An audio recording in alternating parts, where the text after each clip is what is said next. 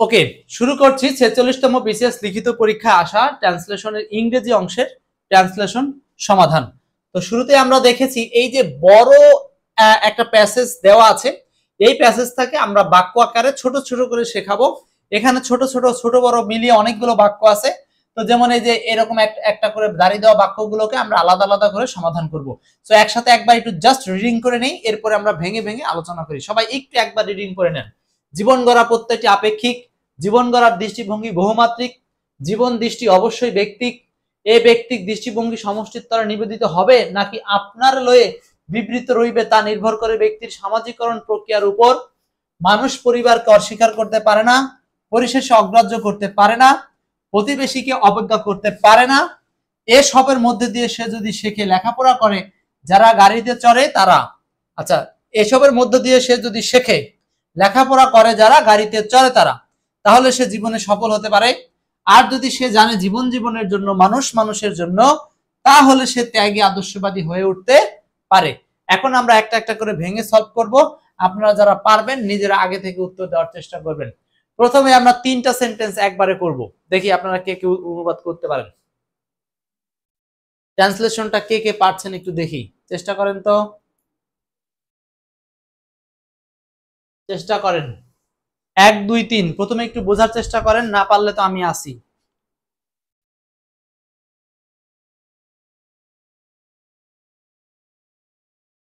প্রথমে একটু বোঝার চেষ্টা করেন, না পারলে আমি আসি।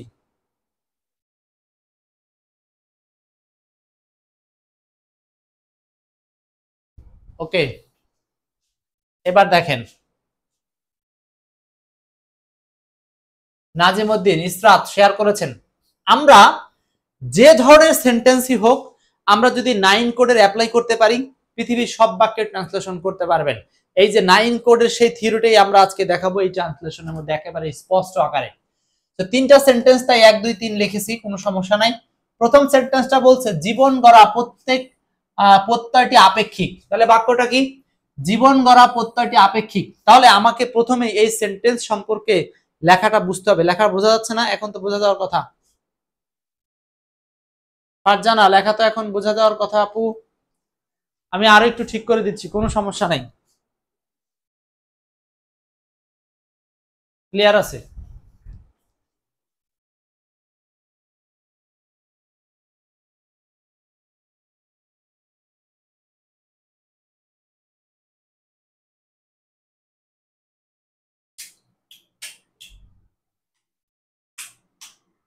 ওকে, এখন দেখেন। তাহলে আমরা বলতেছি জীবন গড়া প্রত্যয়টি আপেক্ষিক। তাহলে আমাকে প্রথমেই 9 কোড অফ ট্রান্সলেশন অনুবাদে কি করতে হবে? আবার বলতেছি আজকের ক্লাসটি কিন্তু যারা ধৈর্যশীল শুধু তাদের জন্য, আর যাদের ধৈর্য নাই তারা আগে থেকে সালাম দিয়ে টাটা হয়ে যান। আর যাদের ধৈর্য আছে তারা এই আমার সাথে একাত্মতা প্রকাশ করে আজকে 10-12টা সেন্টেন্স এই 46তম বিসিএস এর বাংলা অংশের ট্রান্সলেশনটা করব, বাংলা থেকে ইংলিশ। দেখা যাক কে কয়টা পারি। আচ্ছা, তাহলে আমাদের প্রত্যেকটা সেন্টেন্সে প্রথমে বের করতে হবে সাবজেক্ট। তো এই বাক্যের প্রথমে সাবজেক্ট কে? সাবজেক্টটা হচ্ছে জীবন গড়া, প্রত্যয়টি আপেক্ষিক। আচ্ছা, এখন দেখেন, জীবন গড়া প্রত্যয়টি, এইটুকু হলো সাবজেক্ট। যারা বুঝতে পারছেন তারা দেখেন বুঝতে পারলেন কিনা। জীবন গড়া প্রত্যয়টি হয় আপেক্ষিক, এই জায়গাতে একটা ভার্ব ছিল, সেটা হচ্ছে হয় নামক। কি ছিল? হয়। সো কোন সেন্টেন্সে ফাইনাইট ভার্ব হিসাবে হওয়া অর্থে ক্রিয়াটা উজ্জ্ব থাকতে পারে। প্রথমত এই রুলসটা আপনারা শিখেছেন 9 কোড অফ ট্রান্সলেশনে। তাহলে এখানে ক্রিয়াটা হচ্ছে হয়, তাহলে সাবজেক্ট হচ্ছে এইটুকু, জীবন গড়া প্রত্যয়টি হয় আপেক্ষিক। আপেক্ষিক হচ্ছে এটা একটা কমপ্লিমেন্ট। তাহলে আপনি এই সেন্টেন্সে 2-3টা এলিমেন্টস পাইলেন, 2টা উল্লেখ আছে আর ফাইনাইট ভার্ব উল্লেখ নাই। এখন শুধু ট্রান্সলেশনটা বসাই দেন, দেখেন হয়ে যাবে। তাহলে আপনি ট্রান্সলেশনের স্ট্রাকচারটা বুঝেন, বাট বাংলা থেকে ইংলিশ বুঝেন না, এটা ট্রান্সলেশন শেখার দোষ না। এটা 9 কোড অফ ট্রান্সলেশনের দোষ না, এটা হচ্ছে আপনার ভোক্যাব সেন্সটা কম থাকা। তো এটা আপনারা পারবেন। তো প্রত্যয়ের ইংলিশ কি? আমরা জানি প্রত্যয়ের ইংলিশ কি বলেন? সব দেখা যাচ্ছে তো, ক্লিয়ার নাকি? প্রত্যয়ের ইংলিশটা হচ্ছে ধরেন কনসেপ্ট, বা এটাকে যদি বলেন স্ট্রাগল, বা এটাকে যদি বলেন আপনি প্রত্যয় কথার মানে কি নিশ্চয়তা, বা আপনি কনসেপ্ট ধরতে পারেন। তো আমরা যদি এটাকে বলি যে the concept of the concept of building a life মানে হচ্ছে এই যে জীবন গড়া, জীবন গড়ার ইংলিশ কি? Building a life. অথবা এটাকে অনেক সময় আমরা ক্যারিয়ার করতে পারি, যে career building of A life, এভাবেও বলতে পারেন আপনারা, সমস্যা নাই। The concept of building a life, অর্থাৎ একটা জীবন গড়ার যে ধারণা বা প্রত্যয়, ইজ মানে হয়, এখন আমরা ভার্ব দিব কারণ হচ্ছে আমরা এলিমেন্টস হিসাবে ফাইনাইট ভার্ব ইজ দিব। আর আপেক্ষিক, আপেক্ষিকের ইংরেজি কি? আপেক্ষিকের ইংরেজি অনেকে হয়তো বা বলতে পারবেন না, এটা হচ্ছে রিলেটিভ বললেই হবে। আপেক্ষিকের ইংলিশটা আমরা রিলেটিভ বললেই হচ্ছে। ওকে, আশিকুর রহমান। হ্যাঁ, আপনারা কি করবেন, ট্রান্সলেশনটা নিজে থেকে দুই একটা ওয়ার্ড হলেও কমেন্টে লিখবেন, এতে করে আমি দেখে বলতে পারবো যে আপনারটা হচ্ছে কিনা, যেহেতু আজকে টু ওয়ে ক্লাস, আপনি কমিউনিকেশন করতে হবে। আচ্ছা, তাহলে এটা গেল 1 নম্বর প্রশ্ন বাক্য। 2 নম্বর বাক্য বলছে জীবন গড়ার দৃষ্টিভঙ্গি বহুমাত্রিক। এবারও দেখেন, দেখেন এই তিনটা সেন্টেন্সেই হয় নামক ক্রিয়াটা উজ্জ আছে। সো অনেকেই চিন্তা করছেন যে এই বইটা কিভাবে লেখা হয়েছে। আপনি ক্রিয়ার অধ্যায়ে যায় দেখেন, আপনি ক্রিয়ার চ্যাপ্টারে যে দেখবেন যে টিপসের প্রথম টিপসটাই বলা আছে বাক্যে ক্রিয়া উজ্জ থাকতে পারে, ক্রিয়া উজ্জ থাকতে পারে, হয় নামক যে ক্রিয়াটা উজ্জ থাকতে পারে। সেক্ষেত্রে আমরা বাক্যে ক্রিয়া উল্লেখ না পেলে আমরা হয় নামক ক্রিয়াকে ব্যবহার করে বাক্যটাকে তৈরি করতে পারি। এখানে এরকম করে এই রুলসটা কিন্তু তৈরি করা আছে, বুঝতে পারছেন? তো এই জন্য আপনারা এই 9 কোড অফ ট্রান্সলেশন বইটাকে যারা গুরুত্ব দিবেন, নিঃসন্দেহে তারা দেখবেন যে যে কোনো সেন্টেন্সটা কিন্তু তৈরি করে ফেলতে পারবেন। দেখেন, তাহলে পরেরটা বলছে জীবন গড়ার দৃষ্টিভঙ্গি। দৃষ্টিভঙ্গির ইংরেজি কি? দৃষ্টিভঙ্গির ইংরেজি আপনি পার্সপেক্টিভ দিতে পারেন, বা এটাকে কি বলতে পারেন, দৃষ্টিভঙ্গি, পার্সপেক্টিভস, পার্সপেক্টিভস। অথবা আপনি দৃষ্টিভঙ্গির আর কি ইংলিশ দেওয়া যায়, নেসেসিটি, হ্যাঁ, বা প্রয়োজনীয়তা উল্লেখ করতে পারেন। তাহলে এখন আবার বলতেছে জীবন গড়ার দৃষ্টিভঙ্গি হয় বহুমাত্রিক, এখানেও একটা ক্রিয়াটা উজ্জ আছে, সেই ক্রিয়াটা কি? ক্রিয়াটা হচ্ছে হয়, ক্রিয়াটা হচ্ছে হয়। তাহলে আমরা লিখি, প্রথমে সাবজেক্ট খুঁজবেন, কি হয়? জীবন গড়ার দৃষ্টিভঙ্গি। তাহলে লেখেন the perspectives, the perspective of the life building বা বিল্ডিং অফ লাইফ, জীবন গড়ার কি প্রত্যয় বা জীবন গড়ার দৃষ্টিভঙ্গি হয় বহুমাত্রিক। আবারও আমরা এখানে ভার্ব নেব কি? হয় অর্থে ইজ। বহুমাত্রিকের ইংরেজি হচ্ছে মাল্টি ডাইমেনশনাল। কি হবে এটা? বহুমাত্রিক। এটাও দেখেন বি ভার্বের পরে কমপ্লিমেন্ট আছে, দুইটা সেন্টেন্স একই ট্রান্সলেশনের স্ট্রাকচারে দেওয়া হয়েছে। ইজ বহুমাত্রিকের ইংরেজি কি? Multi dimensional. এটার ইংলিশ হচ্ছে মাল্টি ডাইমেনশনাল। মাল্টি ডাইমেনশনাল, এটার ইংলিশ হচ্ছে মাল্টি ডাইমেনশনাল। মাল্টি ডাইমেনশনাল লিখছেন, লিখতেছেন তো? এটা কিন্তু 46তম বিসিএস আসা, এই যে কয়েকদিন আগের পরীক্ষা আসা ট্রান্সলেশন অনুবাদ করতেছি। দুইটা প্রশ্ন শেষ, 2 লাইন শেষ, 3 লাইন। জীবন দৃষ্টি অবশ্যই ব্যক্তিক। জীবন দৃষ্টি অবশ্যই ব্যক্তিক। দৃষ্টির ইংরেজি কি? জীবন দৃষ্টির ইংরেজি হচ্ছে আউটলুক বা লাইফ আউটলুক, অথবা আউটলুক অফ লাইফ, যে কোনো একভাবে আপনি লিখতে পারেন। এই সেন্টেন্সটাও দেখেন এখানে হয় নামক ক্রিয়া উজ্জ আছে, জীবন দৃষ্টি হয়, জীবন দৃষ্টি হয়, দেখছেন? One's view of life is inherently personal. Okay, কোনো সমস্যা নাই। ফারজানা, আপনার উত্তর সঠিক, আপনি তিনটাই সঠিক করেছেন। Perspectives on building a life is multi dimensional. Okay okay, হতে পারে, কোনো সমস্যা নাই, ঠিক আছে, মাল্টি ডাইমেনশনাল। আচ্ছা, ডাইমেনশনাল বানান হচ্ছে SION দিবেন। এরপর জীবন দৃষ্টি অবশ্যই ব্যক্তিক, তাহলে জীবন দৃষ্টির ইংরেজি কি করতে পারি আমরা?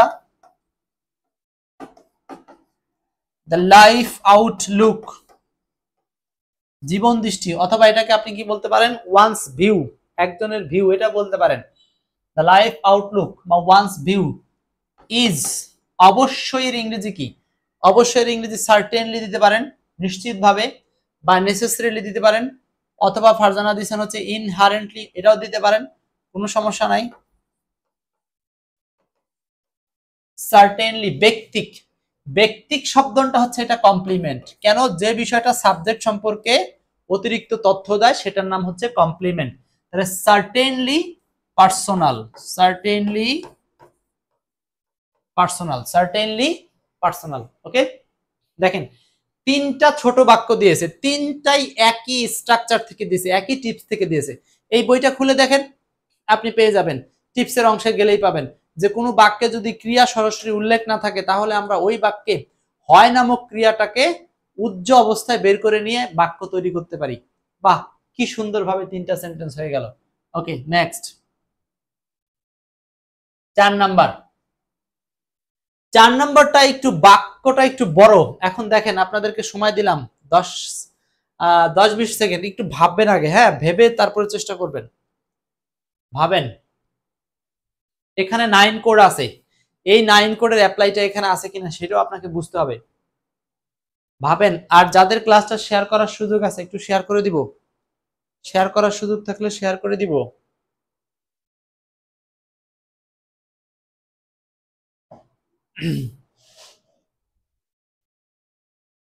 ওকে, আমরা একটু ক্লাসটা শেয়ার করতে পারি, যাদের সুযোগ রয়েছে একটু ক্লাসটা শেয়ার করবেন। এ ব্যক্তিক দৃষ্টিভঙ্গি সমষ্টির তরে নিবেদিত হবে নাকি আপনার লয়ে বিবৃত রইবে তা নির্ভর করে ব্যক্তির সামাজিকরণ প্রক্রিয়ার উপর। অনেক বড় একটা সেন্টেন্স, চেষ্টা করেন দেখেন এখানে কি রুলস আছে।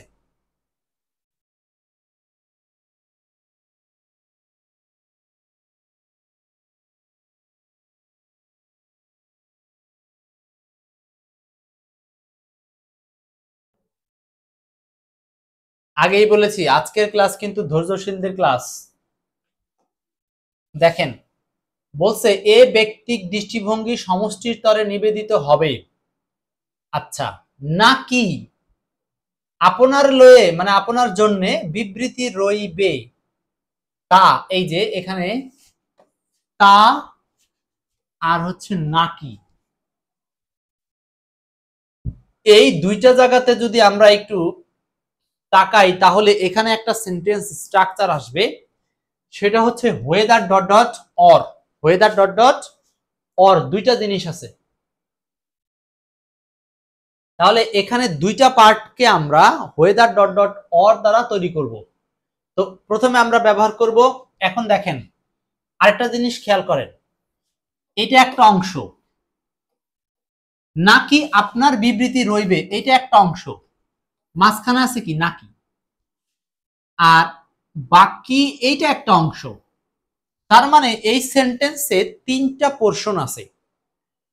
সো রুলসটা হচ্ছে এখানে, টিপসটা হচ্ছে যদি কোনো সেন্টেন্সে নাকি দিয়ে অপশন থাকে, এই কাজটা করব নাকি এই কাজটা করব তাহা নির্ভর করে ড্যাশের উপর, বা এইভাবে দুইটা কাজ করবেন কি করবেন না তা নির্ভর করে তৃতীয় আরেকটা কাজের উপর। এমনটা যদি হয় তাহলে আমরা সেই সেন্টেন্সে ওয়েদার ডট ডট ওয়ার দ্বারা সেন্টেন্সটাকে সাজাবো। এখন আসেন আমরা সাজাই। ওয়েদার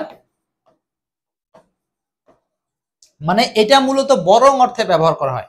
ওয়েদার এ ব্যক্তিক দৃষ্টিভঙ্গি সমষ্টির স্তরে নিবেদিত হবে, এটা আগে লিখতে হবে আমাকে, এইটুকের ইংলিশ আগে করতে হবে। হ্যাঁ, এখন এইটুকের মধ্যে আমাকে এই 9 কোড খুঁজতে হবে, প্রত্যেকটা পোর্শনে আলাদা করে 9 কোড খুঁজবেন। তাহলে এখানে 9 কোড কি আছে, এ ব্যক্তিক দৃষ্টিভঙ্গি সমষ্টির স্তরে নিবেদিত হবে। তো এখানে ফাইনাইট ভার্ব হচ্ছে নিবেদিত হবে, এটা হলো ফাইনাইট ভার্ব, নিবেদিত হবে। এ ব্যক্তিক দৃষ্টিভঙ্গি এটা হলো সাবজেক্ট, এইটা হলো সমষ্টির স্তরে, এটা হলো অ্যাডভার্ব, এটা হলো অ্যাডভার্ব। তাহলে এই সেন্টেন্সে আমরা তিনটা জিনিস পেলাম, তিনটা জিনিস পেলাম। তাহলে আমরা এই অংশটা আগে ওয়েদারে পরে বসাবো। তাহলে এই ব্যক্তিক দৃষ্টিভঙ্গি, তাহলে এটার ইংলিশ কি হবে, this personal perspectives, this personal perspective, this personal perspective, এই ব্যক্তিক দৃষ্টিভঙ্গি নিবেদিত হবে। এই নিবেদিত হওয়ার ইংলিশ কি, উইল বি, নিবেদিত হওয়ার ইংলিশ হচ্ছে ডেডিকেট। হ্যাঁ, প্যাসিভ মুডে করতে হবে, will be dedicated,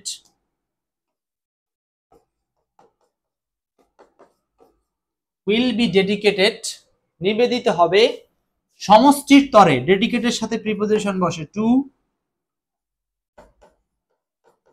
collective, two collective. এই কালেকটিভ মানেই হচ্ছে সমষ্টি। হ্যাঁ, এখন সমষ্টির তরে বলতে বোঝানো হচ্ছে কি পুরো সোসাইটির তরে, এটা একটা কমন ওয়েতে বলা হচ্ছে, তাই না? Personal perspective will be dedicated to the collective. এরপর আসেন অর, এই যে ওয়েদার ডট ডট অর, আপনার লয়ে বিবৃতি রইবে। এই যে এখন পরের অংশ রইবে, এই অংশের ভার্ব কি? রইবে। অর রিমেইন, রইবে।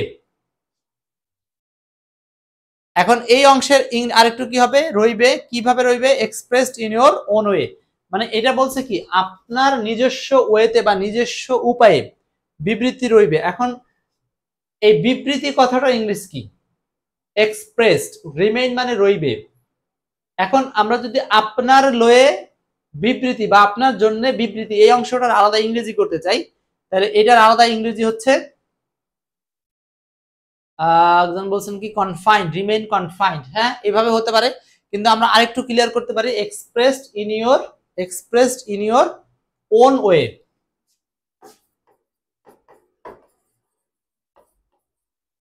Expressed in your own way. ব্যাস, এই পর্যন্ত ক্লিয়ার। এখন দেখেন আমার এইটুক পর্যন্ত লেখা শেষ। এরপরে বলছে তা নির্ভর করে ব্যক্তির সামাজিকরণ প্রক্রিয়ার উপরে। এখন এখানে একটা সুন্দর করে কমা দিয়ে দিলেন, কমা দিলে সেন্টেন্সটা আপনার এখন সহজে বুঝতে পারবে এই দুইটার অংশের সাথে জড়িত। তাহলে এখন অপর অংশে এই লাস্ট অংশের আবার আমাকে এই 9 কোড অ্যাপ্লাই করতে হবে। তার মানে প্রত্যেকটা পার্টে আমাকে 9 কোডকে অ্যাপ্লাই করে করে বসাতে হবে। যেহেতু এখানে কনজাংশন দুইটা, ওয়েদার অর, তাহলে ভার্ব লাগবে তিনটা। অলরেডি আমরা দুইটা ভার্ব বসাইছি, একটা রিমেইন আর একটা উইল বি ডেডিকেটেড। এখন 3 নাম্বার ভার্বটা নির্ভর করবে, তার মানে আমরা হলো বসাবো ডিপেন্ডস অন, নির্ভর করবে। ডিপেন্ডস অন, নির্ভর করবে কিসের উপরে? নির্ভর করে ব্যক্তির সামাজিকরণ প্রক্রিয়ার উপরে। তার মানে হলো প্রক্রিয়া, সামাজিকরণ প্রক্রিয়া, সোশ্যাল প্রসেস, হ্যাঁ, অফ ইন্ডিভিজুয়ালস, মানে এইটুক মূলত নির্ভর করে উপরের জন্য তো আমরা অন ব্যবহার করলাম, উল্টো দিকে যাচ্ছি। On the process, on the social process of a person, on the social, socialisation, সামাজিকরণ, সামাজিকরণ। তাহলে আপনাকে একটু বড় করে লিখতে হবে, সোশিয়ালাইজেশন প্রসেস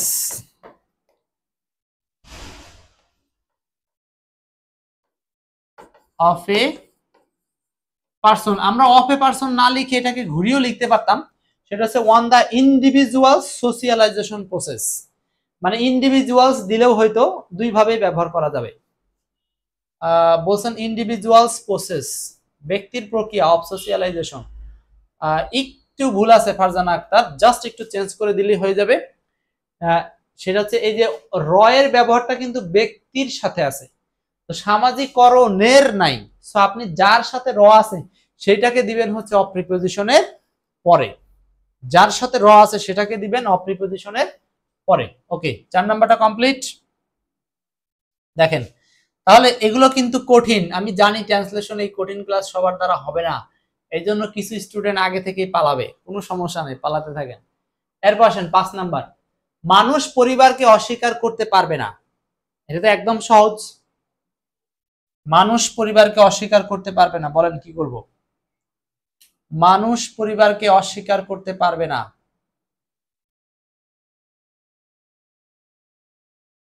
তাহলে এটা আমরা খুব সহজেই বলতে পারি পিপুল, লোকজন বা মানুষ।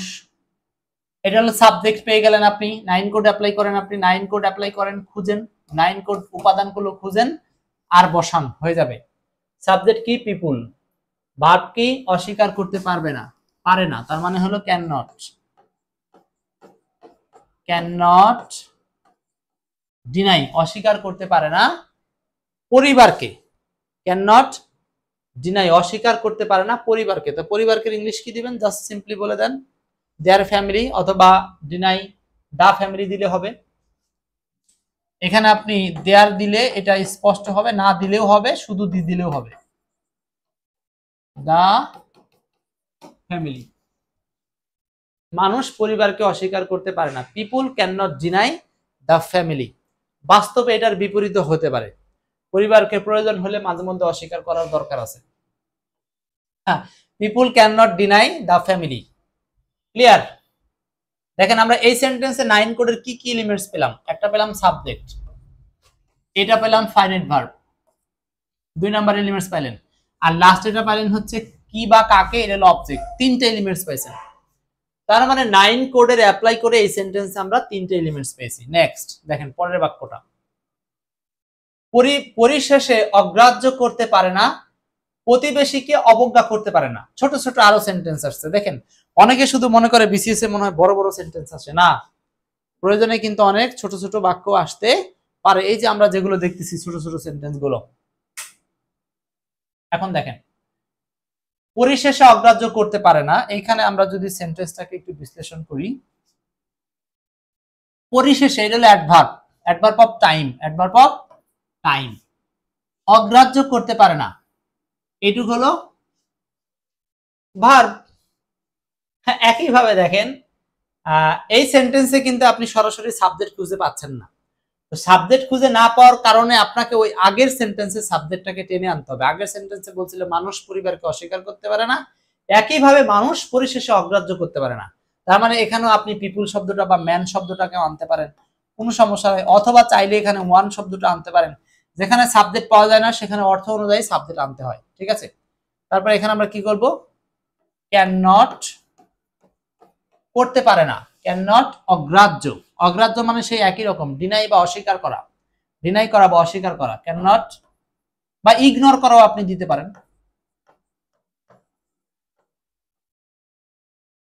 ক্যান নট ইগনোর, অস্বীকার করতে পারে না। অ্যাট লাস্ট, অবশেষে, অ্যাট লাস্ট। এই অ্যাট লাস্ট চাইলে আপনি সেন্টেন্সের শেষেও দিতে পারেন, ultimately can not ignore it, এটাও দিতে পারেন। প্রতিবেশীকে অবজ্ঞা করতে পারে না, একইভাবে আপনি এটাকে আলাদা আলাদা সেন্টেন্স তাই আলাদা আলাদা বলবেন। ঠিক আছে? এখন যদি আপনি মনে করেন দে ব্যবহার করবেন তাও কোনো সমস্যা নাই। দে দিলে কেন সুবিধা, কারণ আগের বাক্যে ম্যান ইউজ করেছেন, আগের বাক্যে পিপুল ইউজ করেছেন। হ্যাঁ, একই নাউনকে বারবার ইউজ করার দরকার নাই, জাস্ট আপনি নাউনের পরিবর্তে প্রোনাউন নিয়ে আসেন। দে, তারা পরিবেশকে অবজ্ঞা করতে পারে না, প্রতিবেশীকে অবজ্ঞা করতে পারে না। দে ক্যান নট নেগলেক্ট, অবজ্ঞা করার ইংরেজি, অবজ্ঞা করতে পারে না কাকে, প্রতিবেশীকে, দেয়ার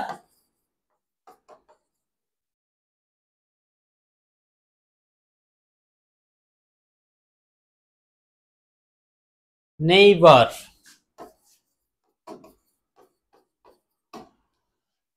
তারা তাদের প্রতিবেশীকে কি করতে পারবে না, নেগলেক্ট করতে পারবে না। দেখছেন? অথচ সবাই ভয় পান যে আসলে ট্রান্সলেশন কি, ট্রান্সলেশন কিচ্ছু না, শুধুমাত্র এই 9 কোডের স্পর্শ। আপনি যদি 9 কোডকে অ্যাপ্লাই করতে পারেন, আপনি পৃথিবীর সব বাক্য করবেন। সাথে যেগুলো টিপস লাগে সেগুলো এই ছোট্ট বইতে দেওয়া আছে। বহু কাঙ্ক্ষিত ফল এইটা, অনেক দিন ধরে দীর্ঘ চেষ্টার পরে এই 9 কোড অফ ট্রান্সলেশনটার আনয়ন। এরপর আসেন 6-7 বাক্য শেষ, আর কয়টা বাক্য আছে দেখি। ফারজানা যেগুলো লিখছেন, eventually one can not turn away from it, দিতে পারেন। 8 নম্বর 9 নম্বর দুইটা বাক্য আছে, তাহলে শেষ। 8 নম্বর, এসবের মধ্য দিয়ে সে যদি শেখে, লেখাপড়া করে, যারা গাড়িতে চড়ে তারা, তাহলে সে জীবনে সফল হতে পারে। ঠিক আছে? এখানে বলছে এই কথা, এসবের মধ্যে দিয়ে সে যদি শেখে, লেখাপড়া করে, সে এটা যদি শেখে যে লেখাপড়া করে যারা গাড়ি ঘোড়ায় চড়ে তারা, তাহলে সে জীবনে সফল হতে পারবে। বাহ, এখানে আবার একটু কারিশমা আছে। হ্যাঁ, কারিশমাটা কি দেখেন, কারিশমা হচ্ছে এসবের মধ্যে দিয়ে যদি শেখে, তার মানে আপনি বলতে পারেন ইফ হি লার্নস, এসবের মধ্য দিয়ে, থ্রু দিস। এইবার আসেন, যদি সে এসবের মধ্য দিয়ে শেখে, কি শেখে, এইটা ইনভার্টেড কমার মধ্যে আকার দেওয়া আছে, খুব ভালো করে বুঝতে হবে। আপনিও এখানে ইনভার্টেড বসাই দেন। লেখাপড়া করে যারা, গাড়ি ঘোড়ায় চড়ে তারা। এবার দেখেন এই যারা তারা যদি কোথাও থাকে তাহলে সেই অংশকে অনুবাদ করার জন্য কি লিখতে হয়? হ্যাঁ, সেই অংশকে অনুবাদ করে লিখতে হয় দোজ। লেখাপড়া করে যারা, গাড়িতে চড়ে তারা। those who study,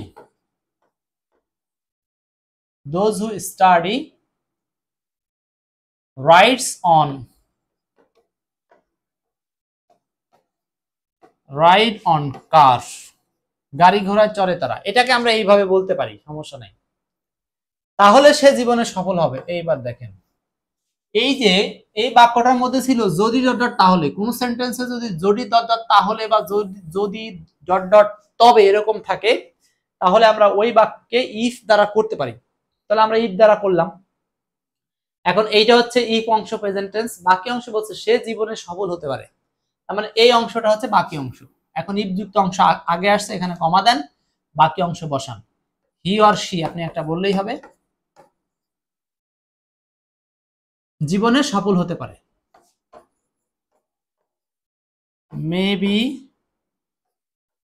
মেবি না দিয়ে আপনি সরাসরি মে সাকসিড দিলেও হবে।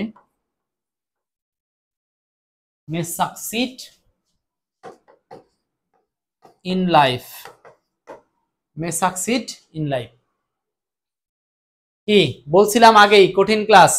কতজনকে পাবো জানি না, অল্প কয়েকজন পেয়েছি, সবাইকে পাওয়া যাচ্ছে না। না পাইলেও সমস্যা নাই, কোনো সমস্যা নাই।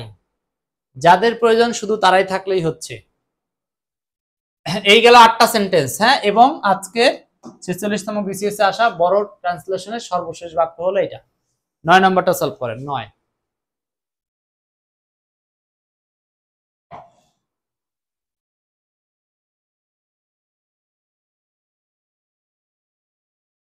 if through all this he learns that those who study are the ones who ride in cars,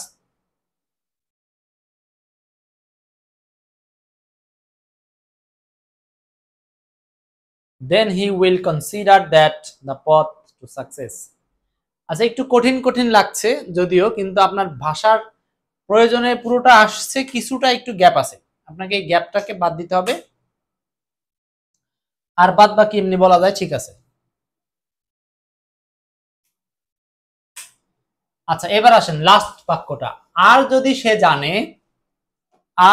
সে জানে জীবন জীবনের জন্য, মানুষ মানুষের জন্য, তাহলে সে ত্যাগী আদর্শবান হয়ে উঠবে। এখানেও দেখেন আর যদির সাথে ডট ডট তাহলে আছে। হ্যাঁ, এখন এরকম যদি থাকে, আর যদি ডট ডট তাহলে থাকে, তাহলে ব্যবহার করব বাট ইফ। আর যদি সে জানে, হি নোজ, সে জানে জীবন জীবনের জন্য, কি জানবে? এটাকে ইনভার্টেড কমা দিয়ে লিখবেন, লাইফ ইজ ফর লাইফ, মানুষ মানুষের জন্য, ম্যান আর ফর ম্যান, মানুষ মানুষের জন্য, তাহলে সে ত্যাগী আদর্শবান হয়ে উঠতে পারবে। দেখেন এই যে ইনভার্টেড কমার মধ্যে যেগুলো, এগুলো কিন্তু এক একটা অবজেক্ট হিসাবে বসছে। তাহলে সে ত্যাগী আদর্শবাদী হয়ে উঠবে। এখানে তাহলের জন্য তাহলে শব্দটার জন্য আলাদা করে ইংরেজি আনতে হবে না, কারণ আপনি যখনই বাট ইফ দিচ্ছেন তখন এইটার মধ্যেই এই অংশটা আছে। আর যদি ডট ডট তাহলে চলে আসছে। এখন সে ত্যাগী আদর্শবাদী হয়ে উঠতে পারবে, হি হয়ে উঠতে পারবে। এটাকে আমরা ইংলিশ কি করব? Will be. সে হতে পারবে, কি হতে পারবে? আদর্শবাদী, ত্যাগী আদর্শবাদীর ইংলিশ কি? ত্যাগী এবং আদর্শবাদী একসাথে বলতে হবে, ত্যাগী এবং আদর্শবাদী এর ইংলিশ।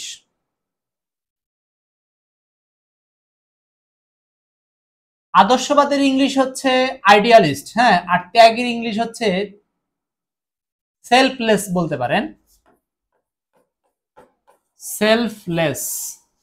সেলফলেস মানে ত্যাগী বলা যায়, আর আদর্শবাদী হচ্ছে আইডিয়ালিস্ট। আদর্শবাদী, আইডিয়ালিস্ট, ত্যাগী, আদর্শবাদী। দেখছেন? দেখেন এই যে সেন্টেন্স আমরা তৈরি করলাম, সেন্টেন্সের মধ্যে এটা হলো কন্ডিশনাল সেন্টেন্স দ্বারা দুইটা অংশকে যোগ করেছে। একটা অংশ হচ্ছে এই আর যদি থেকে শুরু করে এই পর্যন্ত একটা পার্ট, যেটা আমরা ইফ থেকে শুরু করে এই পর্যন্ত ব্যবহার করেছি। আর 9 কোডের অ্যাপ্লাই দুইবার হবে, যেহেতু এখানে দুইটা ক্লজ আছে, বাট ইফ কনজাংশন আছে, মানে 9 ক্লজ 9, এই 9 কোড দুইবার ইউজ হচ্ছে। একবার এইটুকুর মধ্যে খুঁজতেছি, আরেকবার হচ্ছে কমার পরের টুকের মধ্যে খুঁজতেছি। He will be selfless idealist, মানে এখানে দেখেন এই অংশটা, সে ত্যাগী আদর্শবাদী হয়ে উঠবে, সে হলো সাবজেক্ট। হ্যাঁ, আর হয়ে উঠতে পারে এটা হলো ফাইনাইট ভার্ব, আর কি হয়ে উঠতে পারে, ত্যাগী আদর্শবাদী, এটা হলো একটা কমপ্লিমেন্ট। ব্যাস, লাস্টে বসানো আছে।